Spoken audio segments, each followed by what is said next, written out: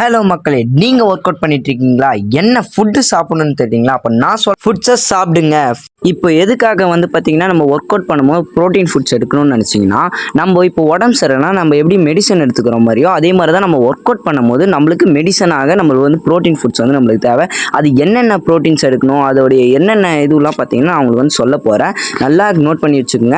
First பார்த்தீங்கன்னா egg தான். நம்மளுக்கு ஏன் எக் எடுக்கிறோன்னு பார்த்தீங்கன்னா, அதில் ஒரு எக்கில் பார்த்தீங்கன்னா நம்மளுக்கு பார்த்தீங்கன்னா 6 கிராம் ப்ரோட்டீன்ஸ் இருக்குது. அந்த மாதிரி டெய்லி பார்த்தீங்கன்னா 2 எக்ஸ் எடுத்துக்கோங்க. கண்டிப்பாக மோஸ்ட்லி எடுத்தே தீரணும். அப்போ தான் நம்மளுடைய ஒர்க் அவுட்க்கு பார்த்தீங்கன்னா முக்கியமானதாக இருக்கும்.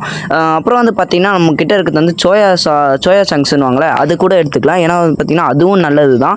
அந்த மாதிரி சாப்பிடும்போது பார்த்தீங்கன்னா அதுவும் நம்மளுக்கு ரிச் ப்ரோட்டீன் கூட தரும். அப்புறம் பார்த்தீங்கன்னா நம்மக்கிட்ட இருக்க பால், நம்மக்கிட்ட இன்ஃபன்ட் மில்க்ஸ் எல்லாம் இருக்கும் பார்த்தீங்களா, அந்த இன்ஃபன்ட் மில்க்ஸ் தினைக்கு 1 கப் ஆஃப் குடிச்சிங்கனாலே அது போதும். சுகர் போடாமல் நாட்டு சர்க்கரை யூஸ் பண்ணிங்கன்னா அது இன்னும் நல்லா இருக்கும். அப்புறம் நல்லா எக்ஸசைஸ் பண்ணுங்க. நன்றி.